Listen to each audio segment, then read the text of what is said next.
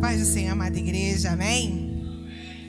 Para você que está aí no Facebook, no YouTube, que Deus abençoe também a sua vida e que hoje seja um dia de vitória para cada um de nós.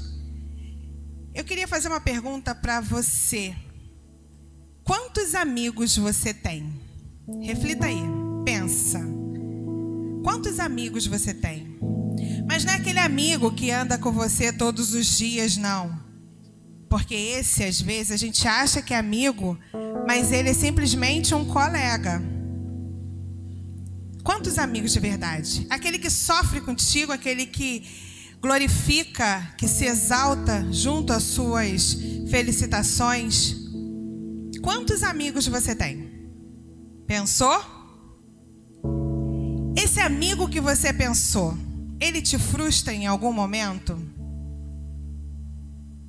Às vezes você quer tanto alguma coisa e você espera que aquele amigo leia os seus pensamentos e que ele seja rápido, e que ele seja ágil, e que ele resolva aquilo para você.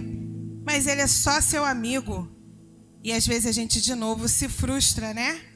Porque a gente acha que aquela pessoa não é o nosso amigo de verdade. Mas a amizade não é isso.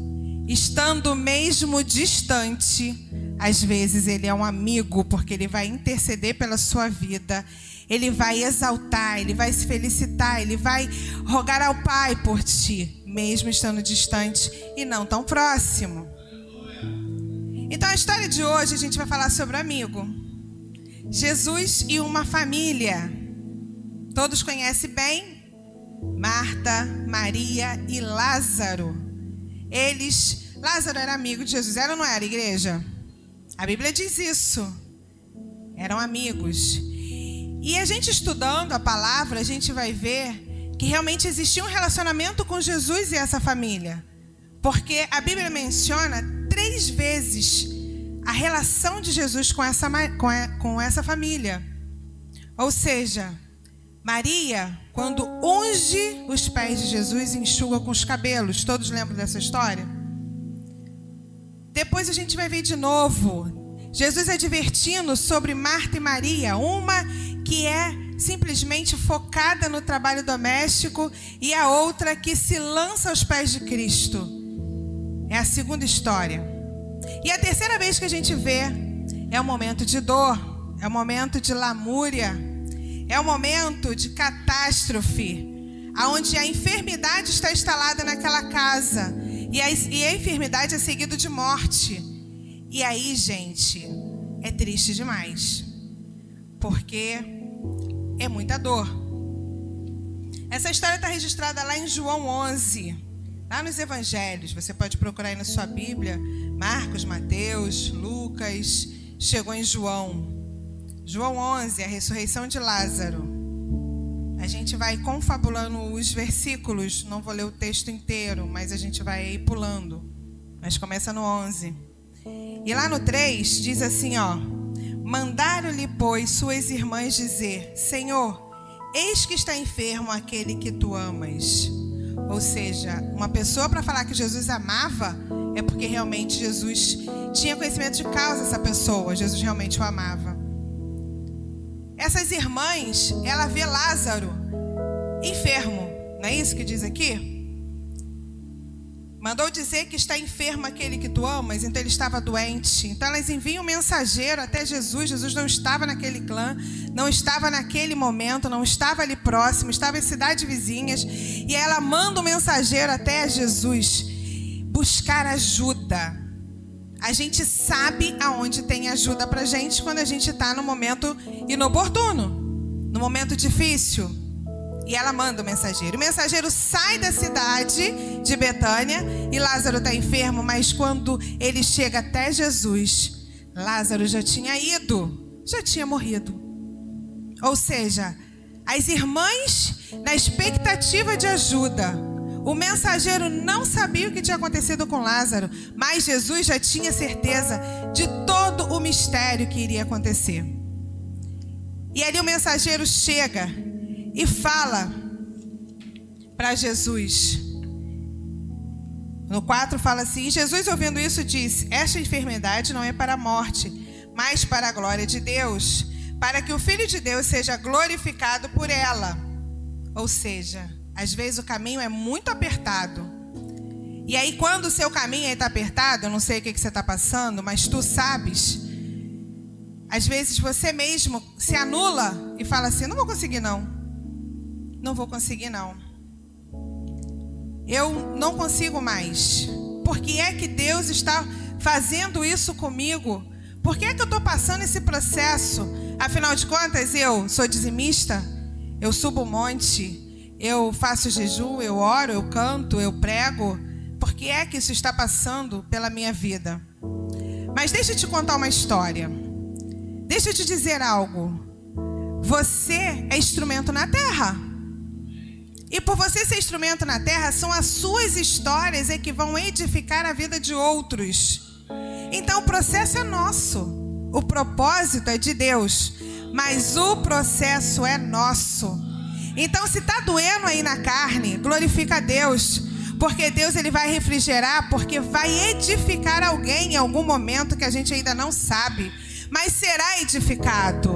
Então não murmure, meu irmão, se está doendo na sua carne.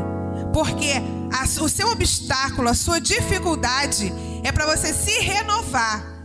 E aquilo glorificar ao Pai. E é isso que o versículo 4 diz. Que é para a glória de Deus o que aquela família estava passando. Eu fico imaginando Marta e Maria, porque no Antigo Testamento, as mulheres no passado, elas eram totalmente dependentes de uma figura masculina. A mulher ela era um zero à esquerda. Hoje, as mulheres ainda têm pensão quando o seu marido falece. Ela tem um mercado de trabalho. Mas naquela época, quem fazia toda a sustentabilidade da casa era o marido ou o filho. Então, elas eram totalmente dependentes de Lázaro. Imagina, perdeu o irmão e perdeu toda a sua história financeira. Foi difícil. Pensar nisso deve ter sido enlouquecedor. Mas Jesus fala, é para a glória que você passe por isso, para eu ser glorificado. Jesus recebe essa notícia e ainda fica 2 dias no local onde ele estava. Mas Jesus não é amigo, de Lázaro? Se Jesus é amigo de Lázaro, quando você recebe uma notícia que alguém morreu, você vai direto ao encontro daquela pessoa. Não é verdade? Esse é o sentido natural, é você ir acolher, é você falar, eu estou aqui. Mas Jesus ainda fica 2 dias na cidade.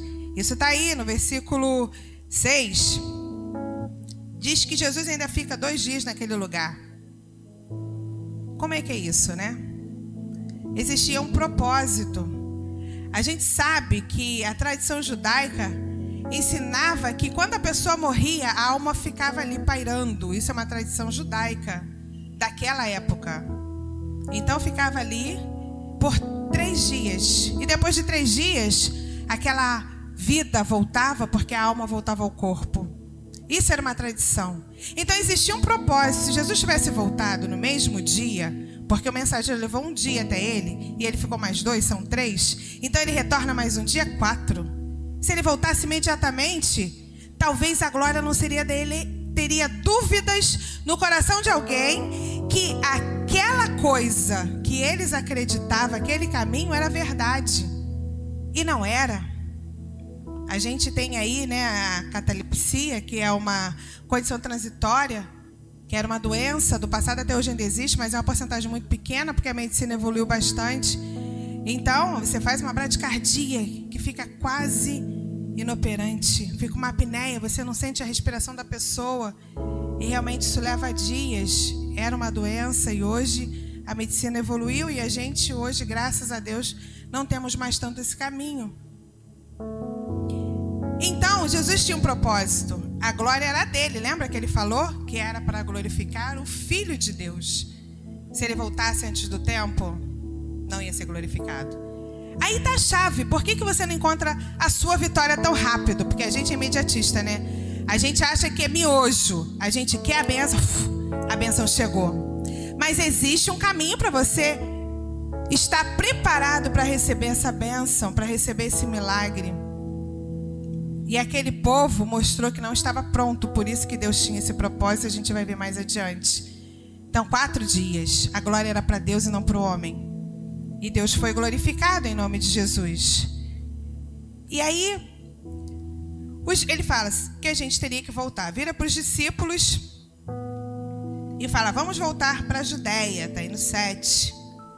E aí o versículo 8 diz assim, disseram-lhe os discípulos, Rabi, ainda agora os judeus procuravam apedrejar-te, e tornas para lá? Sabe, quando você está em busca da sua bênção, sempre vai ter alguém desacreditado tentando roubar a sua bênção, a sua verdade, aquilo que você acredita. Os discípulos realmente tinham estado na cidade e tinha sido muito difícil a saída deles de lá, porque o povo queria apedrejar todo mundo pelas verdades que eles contaram naquele local, pelos milagres que Jesus fez.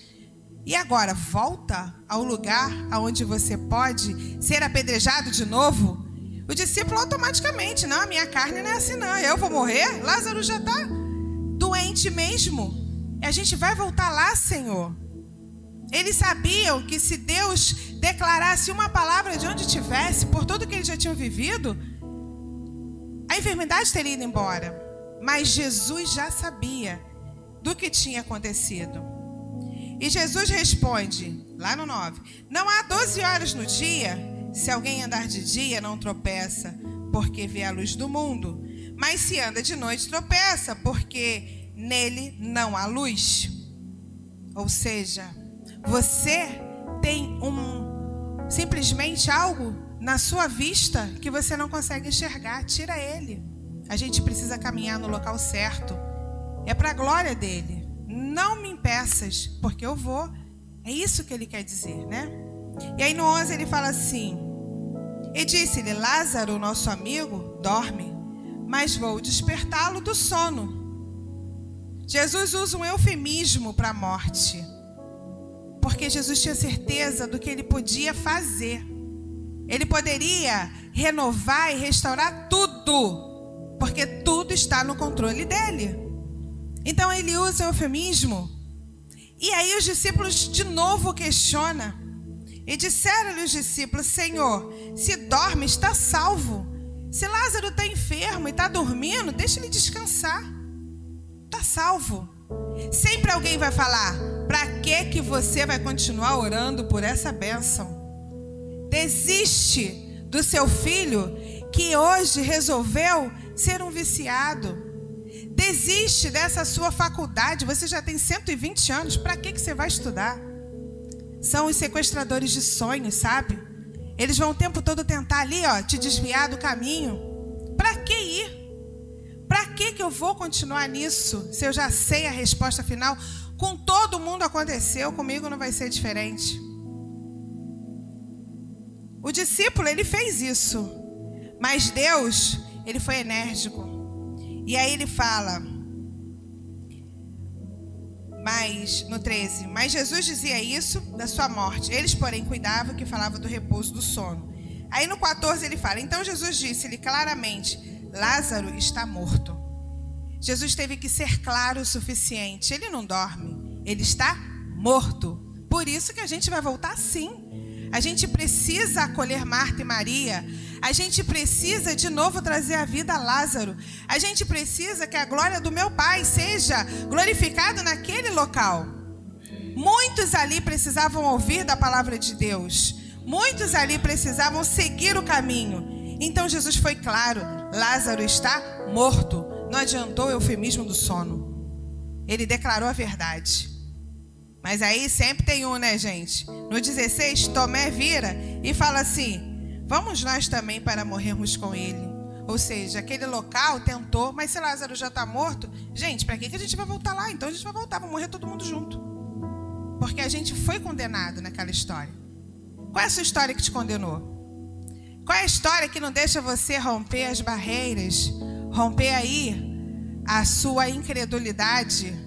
Te machucou tanto que você não consegue seguir adiante. Tire esse Tomé hoje da sua vida. É dia da gente acreditar em nós mesmos, porque o Senhor é o grande eu sou. Então Tomé não tem condições de estar ao nosso lado. A gente precisa desvendar isso. E aí segue-se a história. Jesus então retorna para Jerusalém. De Jerusalém para Betânia são 15 estádios, é uma longa distância, por isso que levou-se um dia inteiro para poder chegar lá. E Jesus chega na cidade. Marta, sua irmã, lembra que Marta, da outra vez, ela era aquela que ficava faxinando a casa, cuidando da casa? Não tem nada disso, ela realmente era uma peça fundamental.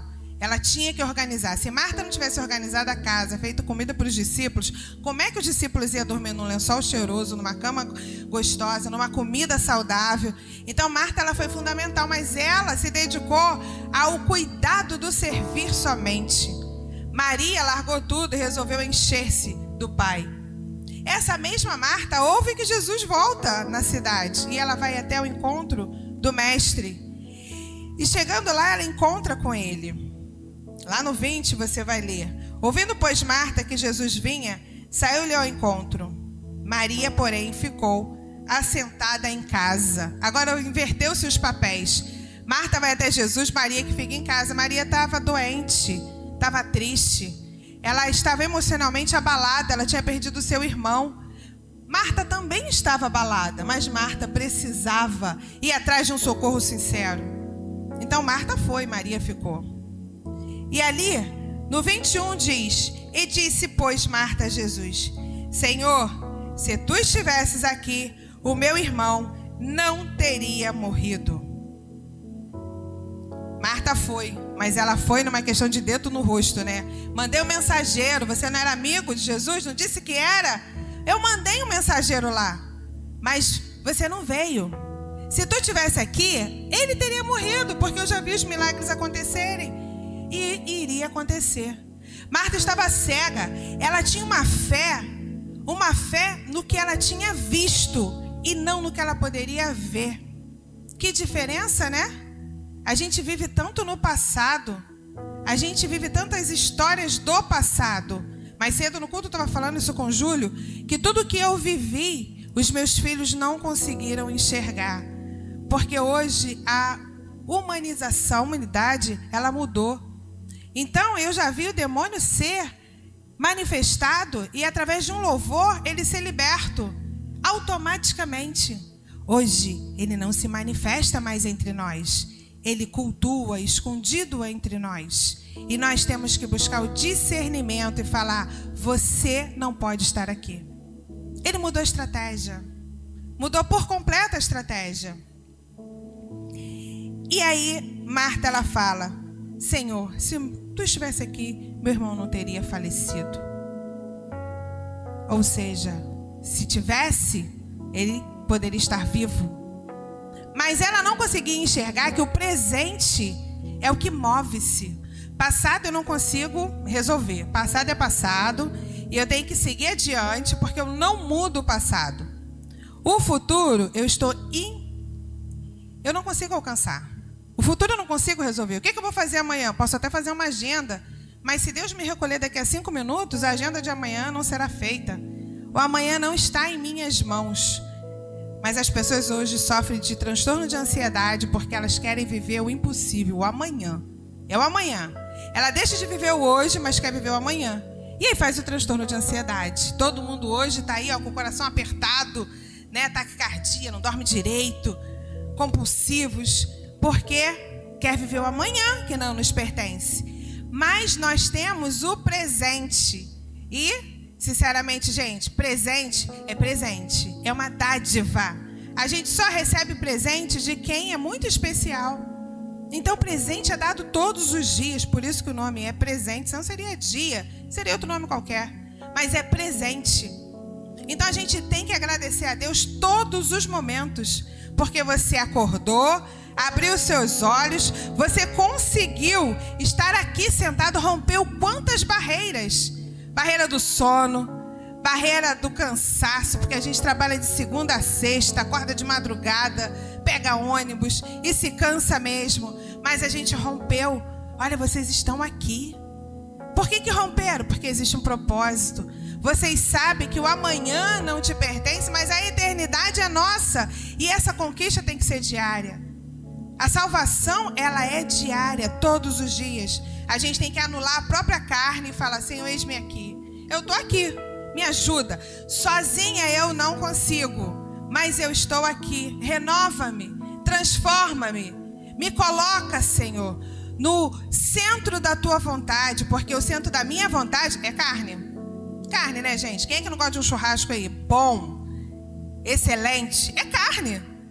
Mas o centro da vontade de Deus não é churrasco. É muito mais do que isso.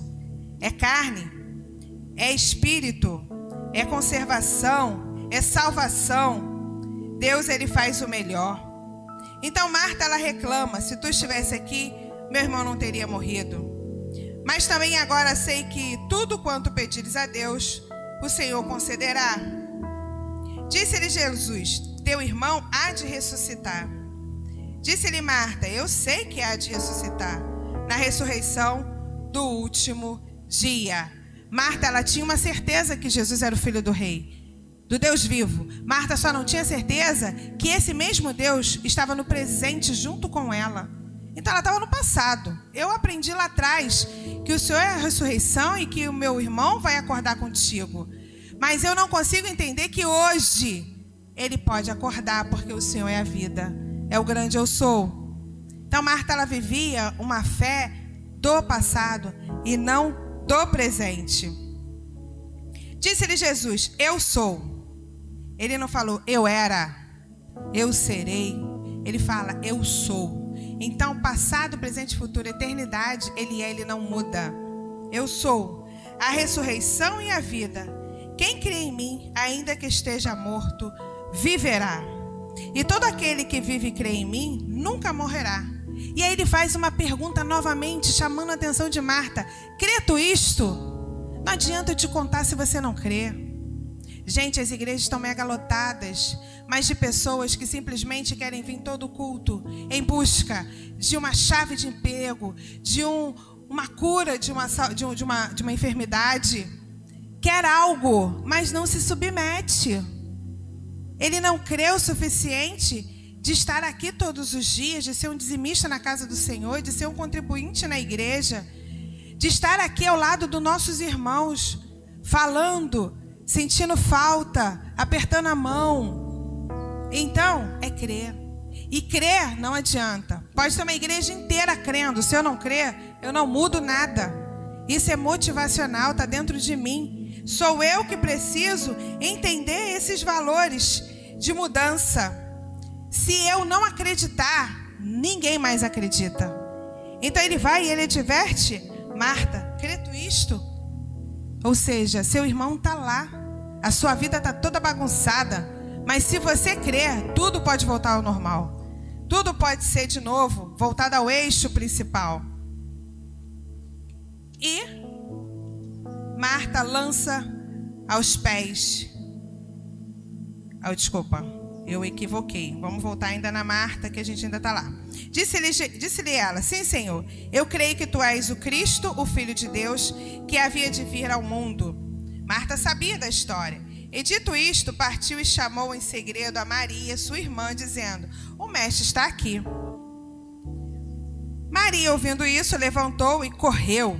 Maria, ela sempre se propôs estar ao lado de Jesus, o tempo inteiro. Aí no 31 ele coloca: vendo, pois, os judeus que estavam com ela em casa e os consolavam que Maria apressadamente se levantara e saíra, seguiram-na, dizendo: vai ao sepulcro para chorar ali. Tendo, pois, Maria chegado onde Jesus estava e vendo-o, lançou-se aos seus pés, dizendo-lhe: Senhor, se tu estivesses aqui, o meu irmão não teria morrido. Novamente, além de Marta, Maria também lamenta, só que de uma forma diferente.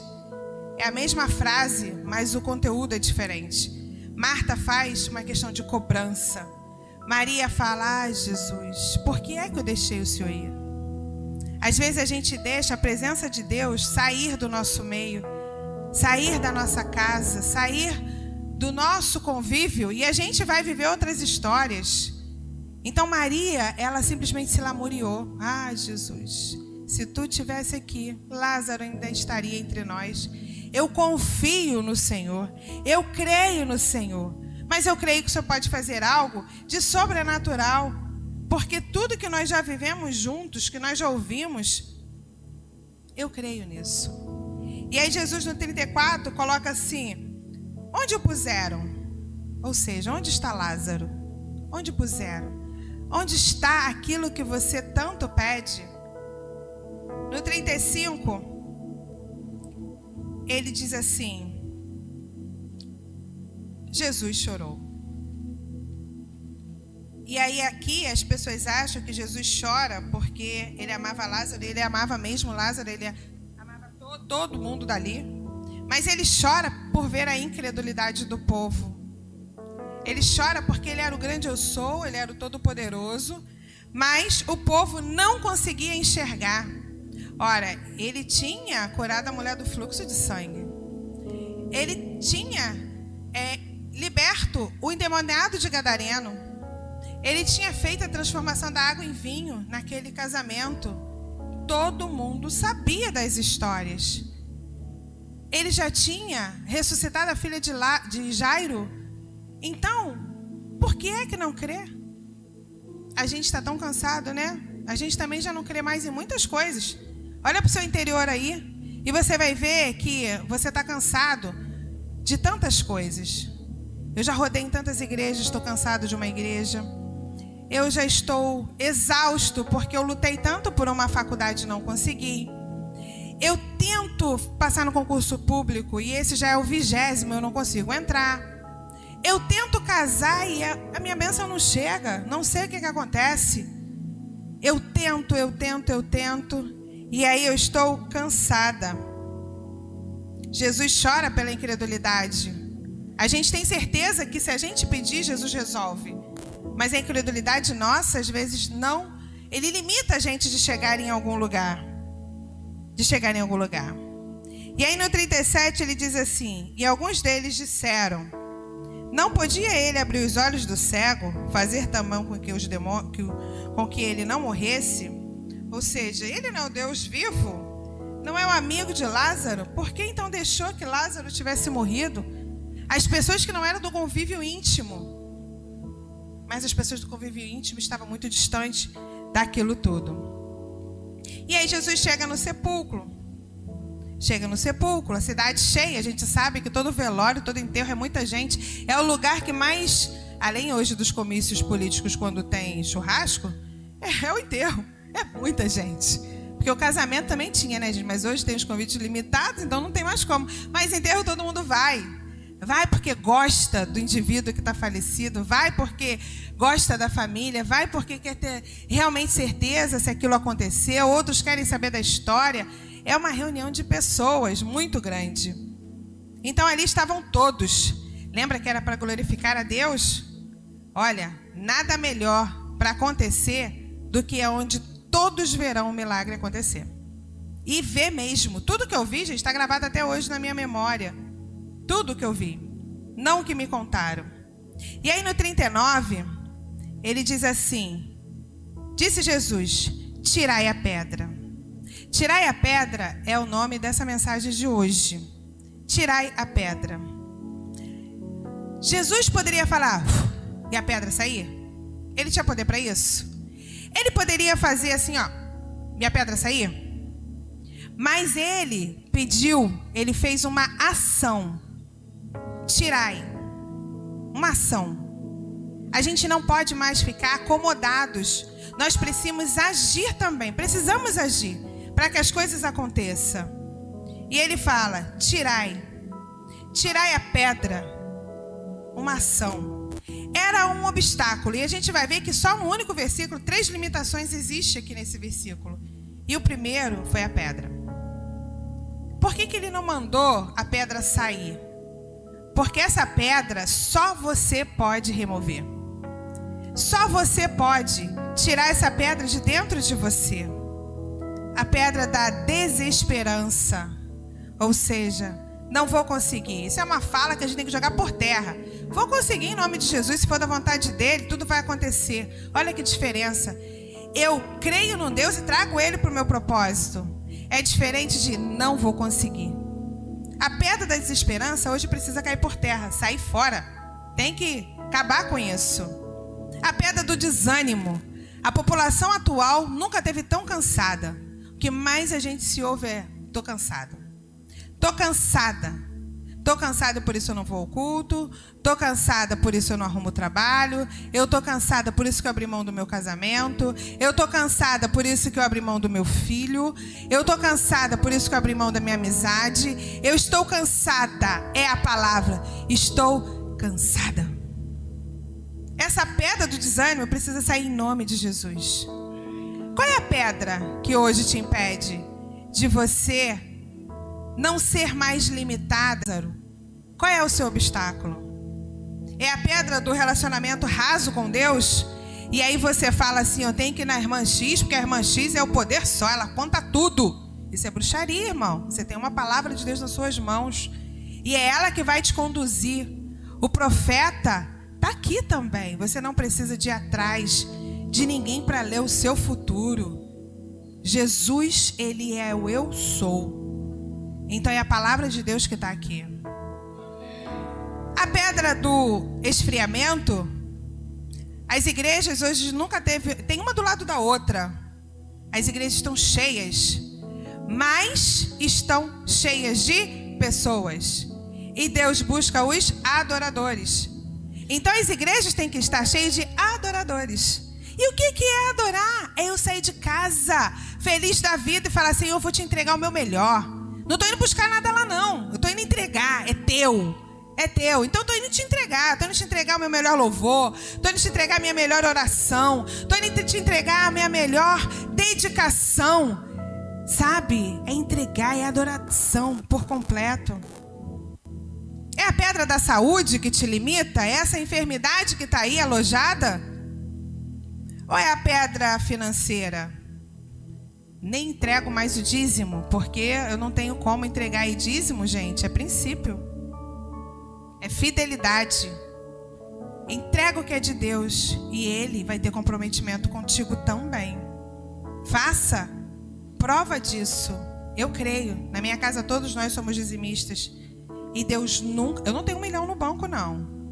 Porque as pessoas acham que existe uma barganha. Eu entrego o dízimo porque eu tenho 1 milhão. Não, não tenho 1 milhão no banco.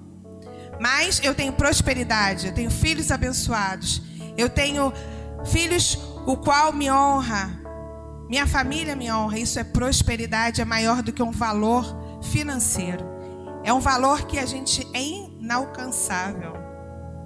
Qual é a outra pedra, gente? A pedra da falta de libertação, da incredulidade, falta de prioridade. A pedra do perdão. Essa pedra é difícil arrancar. Puxa vida. Pisaram no meu pé há muito tempo. Queria cantar, ó lá. Eu tinha tudo para cantar. Johnny nunca me deu oportunidade de cantar. Não gosto do Johnny. Odeio o Johnny. Não gosto. E aí eu venho para a igreja e eu não gosto. Como é que eu não posso gostar do meu corpo? Nós somos corpo. Não tem como eu simplesmente lançar a mão no cálice e falar: Senhor, eu renovo a minha aliança contigo, se o meu coração não gosta do Johnny porque ele não deixou eu cantar. Mas quando eu vim fazer aqui, né, o teste, ele viu que eu era desafinada. Não dava para cantar. Mas, gente, é só o altar que a gente tem dentro da igreja? Não. Vamos lá trabalhar no som, tirar uma foto. Vamos lavar o banheiro, vamos arrumar as cadeiras, vamos varrer a cozinha, lavar uma louça, ajudar no restaurante Graça. Olha quantas coisas a gente tem. Fazer o suco no momento da escolinha das crianças, ir lá e falar: irmã, precisa do suco aí? Eu fiz aqui, trazer um bolo. Gente, não é só cantar, não é só pregar, não é só tocar. Tem muito mais que a gente pode fazer. Muito mais. E a gente fica presa a não gostar do irmão porque acha que o irmão te limitou. E Deus simplesmente colocou você no ilimitado. Você pode fazer 1 milhão de coisas. Não é o Johnny? Então abre teu coração. Perdoa o Johnny. Perdoa seja lá quem for, né? Perdoa. E segue. Segue a vida. Porque isso é importante. Tira essa pedra, que é a primeira limitação. Entre Lázaro e Deus era pedra. Mas existiam outras limitações. Se a gente ver aqui, ó, tirai a pedra. Marta, irmã do defunto, disse-lhe: Senhor, já cheira mal. Então, gente, o outro limitador é a sua memória. Nós temos 5 sentidos dentro do corpo: visão, audição, olfato, paladar e tato. E os 4 principais estão na cabeça, área nobre. Por quê? Eu preciso enxergar e guardar, né, aquilo que eu estou fotografando aqui. Eu nunca mais esqueço essa imagem. Eu preciso ouvir para guardar no meu coração as coisas boas. Eu preciso falar para poder simplesmente lançar a palavra de bênção sobre a sua vida. Tem gente que lança a palavra de maldição. Ô irmão, vai para o inferno, tu me irritou. Não. Nós vamos herdar o céu. Eu creio que você vai conseguir. É a palavra de bênção. E a gente tem o nariz, o olfato, o cheiro. Se você fizer aí, ó, cheira aí que vocês vão ver. Sente aí, puxa. Puxa com vontade, quero ver. O que vocês sentiram? Aquela comida gostosa da cozinha. Automaticamente a gente pensa em quem? Na irmã Márcia, a irmã Fátima, a Márcia, a Mônica que está lá fazendo a comida. Automaticamente, gente, o cheiro é tudo. O cheiro, ele te traz memória do passado, do presente, de um lugar, de um estado, né? Um lugar que eu estive. Esse cheiro foi em Cachoeira de Macacu, porque tem cheiro de árvore. Esse cheiro é do perfume do Luciano, quando eu conheci ele há 21 anos atrás. Que isso, foi o que me conquistou, me deu adrenalina. Muito. Esse cheiro é dos meus filhos, cheiro de bebê. Eu reporto, o Lucas já está com 23 anos, Júlia com 18, Pedro com 16, mas eu reporto aquela criança. Então, o cheiro, ele traz a memória, mas era o segundo limitador quando Marta fala, já cheira mal, ou seja, está podre, não adianta mais. Para que vai continuar com essa história? É o cheiro, segunda limitação. Gente, joga por terra esse cheiro ruim da sua vida e creia no Deus Todo-Poderoso que Ele pode fazer coisas demais, tremenda. Marta fala, já cheira mal, é o segundo limitador. E o terceiro limitador é o tempo. Eu já tenho 80 anos, não consigo mais. Não consigo cantar, não consigo louvar, não consigo trabalhar. É o limitador, ela fala, olha, ele já tem 4 dias de morto. Está aí dentro há 4 dias. Não tem mais jeito. 4 dias é muito tempo. Eles se esqueceram que Deus, Ele é um Deus do tempo. Passado, presente e futuro pertence a Ele. Um dia para Deus é como 1000 anos e 1000 anos é como um dia. Então Deus é dono do tempo. O que são 4 dias de alguém morto? Mas era o terceiro limitador para que o milagre não acontecesse. 4 dias ele está aí dentro. E aí quando eu leio essa passagem, eu fico pensando assim, gente, é demais, né? Porque mais adiante, no 41, ele coloca assim, tiraram, pois, a pedra, e Jesus, levantando os olhos para o céu, disse... Tem como projetar a oração aí, crianças? Leia na Bíblia de vocês o 41 e o 42. Eu acho que a igreja toda tem que fazer essa oração. Vamos lá? Vocês conseguem? Acharam aí o 41 e o 42? Acho que tem aqui também no telão. 1, 2, 3 e já? Vamos lá? Pai, graças te dou por me haveres ouvido. Eu bem sei que sempre me ouves, mas eu disse isto por causa da multidão que está ao redor, para que creiam que tu me enviaste. Jesus era o Filho do Deus vivo. Para que queria falar com o Pai sobre aquilo? Ele sabia que ele precisava agradecer a Deus por aquele momento que estava passando. Você já agradeceu a Deus pela chuva que daqui a pouco vai cair e vai molhar o teu cabelo? Vamos agradecer. Pela sua conta que ainda está zerada, mas ela vai encher em nome de Jesus. Pelo seu filho que daqui a pouco vai entrar pela porta e falar, eu quero esse Jesus, pai. Eu quero esse Jesus, mãe. Pela libertação da prostituta, do homossexualismo, seja lá da opção que for. Gente, é demais. Jesus, ele agradeceu. com essa oração, que nós devemos ser gratos. Às vezes a gente só faz uma oração de petição. Senhor, eu não tenho a casa própria, eu preciso comprar minha casa própria, eu preciso comprar meu carro, eu quero trocar meu carro, eu quero comprar um relógio, eu quero ir para os Estados Unidos, eu quero, parece uma criança pirracenta que só pede, mas não agradece. A gente precisa agradecer. Jesus era o Filho do Deus e ele agradeceu. Graças eu te dou. Ele inicia dessa forma. E tendo disso isto, clamou com voz. Esse é o ponto da cereja, né? Lázaro, vem para fora. Gente, você imagina falar: Meire, vem para fora. Lucas, vem para fora. Cassiane, vem para fora. Débora, vem para fora. Por que Jesus não falou vem para fora? Porque viriam todos. Mas ele simplesmente falou, e com decisão, o que era para acontecer. Em nossas orações, a gente não tem que falar: Senhor, eu quero uma casa. Não, Senhor, eu quero uma casa com 3 quartos. Lá no centro de Itaboraí, lá em Niterói. O Senhor me honra com isso, se for da tua vontade. E Deus vai honrar. Não adianta a gente não definir. Eu quero casar, Senhor. E eu não gosto de homem baixinho. Não tenho nada contra, mas eu não gosto. E aí, se você não declarar para Deus que você quer uma mulher da tua altura, um homem da tua altura, um homem um cônjuge, né, que possa ser evoluído dentro da fase espiritual, que queira crescer financeiramente ao seu lado, tu vai murmurar amanhã do casamento que tu arrumou. Porque aquela mulher nunca quis crescer e ela foi bem clara: eu nasci para fazer ponto cruz. Tu vai querer que ela vai ser uma empresária? Ela nunca quis ser empresária, ela sempre quis fazer o ponto cruz. Mas foi a mulher que você escolheu. Não reclame dela. Honra a vida dela, porque a decisão foi sua. Então a gente precisa ser claro nas nossas orações e nas nossas escolhas. Jesus, ele é bem claro, ele fala: Lázaro, vem para fora. E aí, gente, eu fico vendo assim, porque 4 dias de morto, né? A gente que é enfermeiro, tá o Gabriel ali que é meu amigo, a gente trabalha juntos. E assim, a gente sabe que 30, 40 minutos o corpo começa a esfriar. 2 horas depois está completamente rígido, gelado. Mais gelado do que uma geladeira, um frigorífico.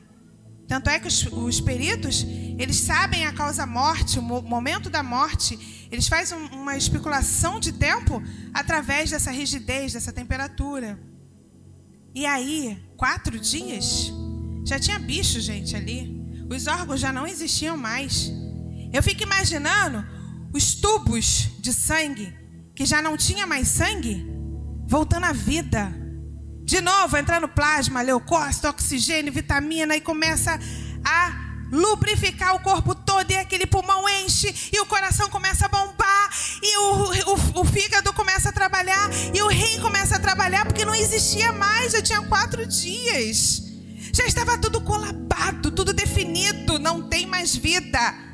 Mas houve vida quando Jesus falou Lázaro. E o mais curioso, a tríade do ouvido, né? Martelo, o estíriba e a bigorna, que são os menores ossos do nosso corpo humano. Os 3 ouvem aquele som e falam: anda! Vamos lá, cérebro. Vamos lá, neurônio. Começa de novo a trabalhar. Começa de novo a dar vida. Vamos, levanta, de pé. E de repente, Lázaro sai. Na tua Bíblia tem esse movimento. Lázaro sai. No 44 diz: o defunto saiu tendo as mãos e os pés ligados com faixas e o seu rosto envolto num lenço, e disse-lhe Jesus: desligai-o e deixai-o ir. Sai Lázaro, pulando. Porque estava todo preso, ou igual um patinho, né? Vamos soltar o braço. Mas Lázaro sai, pela ordem do Deus vivo. Ele volta à vida. Ele volta à vida. Deus, ele faz qualquer milagre. Deus, ele faz o impossível acontecer. Aos olhos humanos, 4 dias de morto, não existe mais vida. Não tem líquido mais no corpo, porque 70% do nosso corpo não tem mais. Está tudo colabado, tudo atrofiado. Não tem aos nossos olhos. Mas Deus, que faz o impossível acontecer, Ele faz. E aí a córnea, tudo voltou ao lugar. Sabe, meus irmãos? Essa é uma história que eu estudando, e aí eu escrevi uma coisa, essa semana até lancei, porque foi um devocional, eu lancei para o grupo da Margueira, falei sobre tirar a pedra para o grupo, para os liderados, e hoje eu lanço para a igreja. Qual é a pedra que te impede da relação entre você e Jesus? Qual é? Você precisa não me contar, mas você precisa contar para Deus. Remova, Senhor, essa pedra. Nós precisamos nos esvaziar todos os dias. Quando eu olho para mim e reconheço a minha pedra, é sinal de ajuda. Quantas vezes eu já virei para o meu marido? Eu fui criada no Evangelho, desde pequeno. Luciano não. Luciano conheceu o Evangelho aqui, tem 15 anos, que caminha com Cristo. E eu não, fui criada no Evangelho desde pequena. Mas mesmo com uma fé pautada, porque eu tenho um pai que ele me ensinou a palavra de Deus, e ele me ensinou a ter fé. Eu tenho uma mãe que é uma mulher de oração, e Deus ouve muito a minha mãe. Eu fui criada nesse lar. Então, eu tenho uma fé alicerçada naquilo que eu fui construída. E hoje eu faço a manutenção da palavra de Deus na minha vida.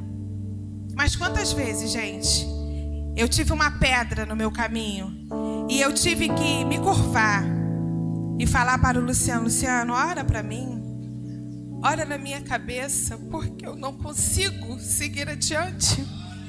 Tá doendo, tá machucando, eu tô fraca, eu não consigo, então me ajuda. E quantas vezes ele colocou a mão na minha cabeça e falou: renova, restaura. É o meu marido, tem autoridade de Deus, eu reconheço isso. Não é vergonha a gente ter as oscilações da vida, é vergonha a gente continuar com uma vida fraudulenta. E eu poderia ir para o meu pai, né? Falar: pai, ora, o senhor é um homem de fé e oração, um homem da palavra, um pastor ungido de Deus. Mãe, ora por mim. Em alguns momentos eu já pedi muito ajuda com eles mesmo. Mas quando se fala no meu coração, no meu interior, é o meu marido. É ele que tem autoridade sobre a minha vida. Independente dele só ter 15 anos no Evangelho. Mas é ele que tem autoridade sobre a minha vida. É ele que vai falar assim: olha, tá resfriado todo mal sobre a minha casa. Sobre a minha casa não há prostituição. Sobre a minha casa, meus filhos precisam ter um encontro com o pai. É na minha casa que o diabo não vai se andar. É aqui. E eu reconheço essa autoridade sobre a vida dele. Mas para isso, gente, eu tenho que olhar a pedra. Se eu não conseguir me olhar, eu não consigo pedir ajuda. Então eu tenho que esvaziar de mim mesmo. É de mim que eu tenho que me esvaziar para que Deus me encha. Quando eu jogo a meire fora, Deus traz a unção do Espírito Santo sobre a minha vida. E Ele me enche, e Ele me enche, e Ele me enche até eu transbordar. E eu clamo isso a Deus.